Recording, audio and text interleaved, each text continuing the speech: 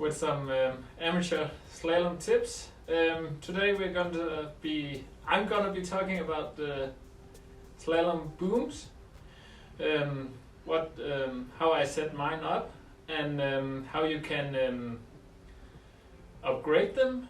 And so the first thing about a slalom boom that I found important is the materials. And as has been said many times, once you go black, you can't go back, and that's the same with the booms. Alloy booms, they work, they are soft, they fail. So if you want to have some performance for many years from your boom, you have to go carbon. Most of the brands are produced in the same factory, so not a lot of difference there, but there are some differences regarding the layup, and some booms are more stiff than others. All of my booms are with an adjustable Outhaul. Sometimes some say you might not need it, it doesn't weigh that much. I think it's very nice to have, and we also do a lot of long distance racing here in Denmark, and I've also been to Defi 2 times. And when you sail for like 20 minutes or half an hour or even longer, we do some 1 hours, conditions will change. They will not stay the same, and so it's very nice to have the opportunity. If the wind goes up, you can pull a little bit, make the sail flatter. If the wind goes down, you can release some tension, and the sail will get deeper, and you will have a little more power, and hopefully it will fit until the end. So definitely adjustable Outhaul is a must on a slalom boom. And people think, oh, it's difficult, all the lines, and once you set it up, there's not much to do. And I'll show you a nice feature on the Avanti sails in just a moment with some close-ups. And yeah, adjustable Outhaul, adjustable harness lines. Also, if you do long distance racing, it's nice. If the wind goes down, you can make them shorter. If the wind goes up, you can make them longer. And I also found that it's nice to have some lines you can change quickly without taking the back end off the boom. And I'll show you how I do my setup when we go inside. It's a bit cold also today in Denmark. Yeah, and on the smaller booms I don't have an uphaul. I don't think you need it, it's just wind resistance. But on the larger ones, the ones I use for foiling or the big sails, I definitely would recommend to have an uphaul. It makes things easier, and sometimes when you're going in low wind, you actually get better performance by holding the Outhaul with the front hand. I got the new boom last year. This is one of the trusty old ones. It's very good I have cut it down, it's very good for speed surfing. I use it with 5.6 only. But I got new booms, and I thought everything was set. And then I have a friend who does a little bit of World Cup from time to time, and he told me, yeah, that's fine, but he would recommend that the booms follow the boards. That's being said. For your medium board, you take the medium boom. For the small board, you take the smaller slalom boom, and for the big board, you will have to have the big wide ones. And I was thinking, is that necessary? My medium booms, I have 2 of them, they fit all my sails except 5.6. There I have the small one. So I was like, but it makes very good sense that you have a more narrow boom for the small board, and a medium for the medium board, and a big one for the big sails on the big board. And he was actually saying the one size you use, the sail size, the 7.0. If it's very chubby, you put it on the small board. If it's not that chubby, it's an advantage to have it on the medium board. So he actually rigged his 7.0, and if he changed the board in a competition, he will also change the boom. and I think it makes good sense. I haven't tried it out yet, but it's something I'm gonna do this year. So I have ordered some extra wide booms for the big board, and I'll see if it just gives a little bit of more performance. A little bit of more performance is always nice. That's why we experiment so much, and that's what it's all about in slalom. Now I have lined my booms up on the boards, and as you can see, the width of the small slalom board fits the width of the small slalom boom very well. I then have the medium booms over here, and as you can see, it also fits almost. So, but if you, this is the big board, as you can see, the boom is just seems too narrow. So it makes good sense that the boom will get some more width, and then you can have the rig more upright. So that I'll be trying out later this year. Now I'll show you one of the important tools in the gear setup. It's right here. And with this you can measure everything. So important stuff. And also a way to keep track of your measurements and your boom height. Here's what I do, and it's actually a good exercise.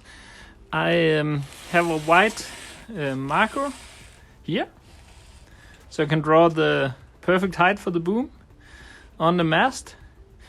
And then I always know if I take this 7.7, I put the boom there, and it has been a good trim for me. And sometimes you have to put it a little bit higher, a little bit lower, but it's also interesting to see that after been sailing like half an hour in shop, the boom isn't at the same point anymore. It will always slide a little bit down.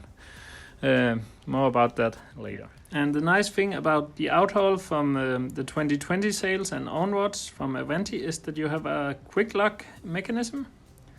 So you can just pop it out, and then there's a hole in the sail, you stick it through, pop the other one on, and you're set to go. And it's easy to shift between the different Outhaul settings, upper, middle, lower. So it's pretty easy to experiment, and if you experiment you get more experience and you get better sailing and more enjoyment.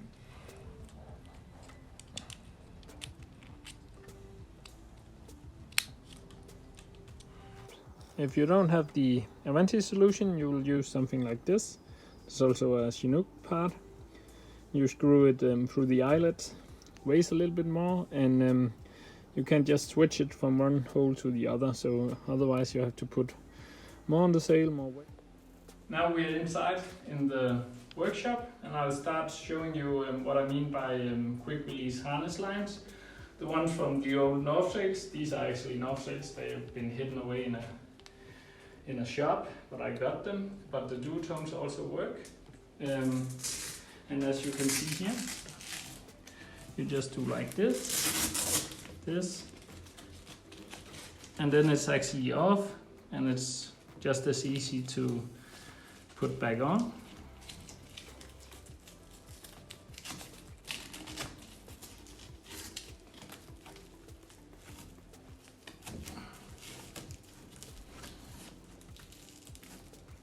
So that doesn't take long. Carbon booms will also break sometimes. This is a weight boom. I've never broken the tailpiece on some slalom booms, never the whole thing, and those I could repair. This is unrepairable. But what I want to talk about is that the most booms, they come with a plastic boom head, and you pay a lot of extra money to have a stiff boom, and then you get a boom head that is, you can do like this and this, and it's just wobbly. And right now that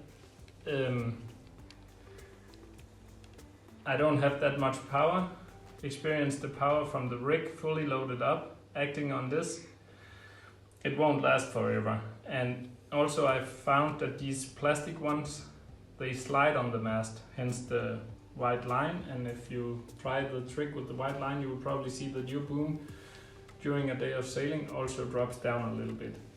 And one other thing is They are all mounted with bolts, and all the ones I have taken apart and destroyed, even the metal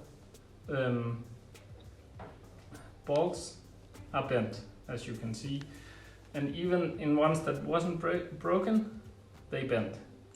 It's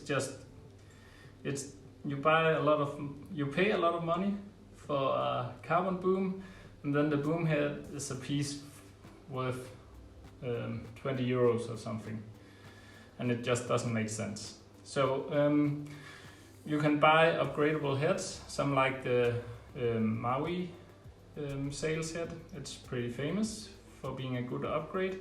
It's still plastic, and then there's the streamline head, which is aluminium, and I have gone with the streamline head, and I will just show you how to replace an existing plastic head with a new one in aluminium. So come along. Yep. So now that part is off, and please come over here, camera guy. And we now can mount this one, the streamlined one. It's aluminium, there's nothing bendy, and it has 2 clamps, which I think is very good, and it's all rubber on both sides, so you can really, I hope it will hold much better than the other ones. And actually I have made the upgrade to one of my booms and tested it, and it's way more stiff, and it's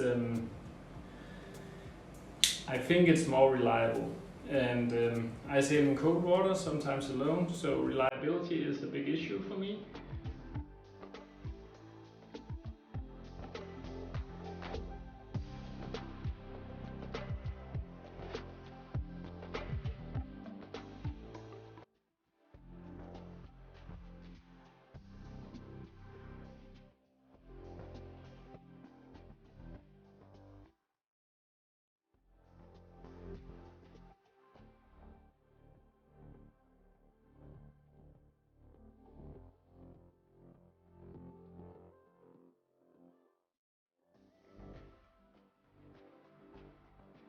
For the adjustable Outhaul, you'll be needing 2 of those for each boom. They look like this. You can also flip it around. And you need some blocks. These are fine, very lightweight, I think 5 grams each, and have a payload of constantly 300 kilos, and that should be plenty. Don't tell anybody that it's kite block. The setup with the clamps, they screw on. It's a bit dirty, but it screws on here, and you can see the nuts. And then these go. This is a special ultra lightweight block. It actually works really well. Can't find them anywhere anymore, but it's lightweight and sand can't harm it, so it's easy. And then it goes back here and through the rolls, as you can see, and then through the quick release.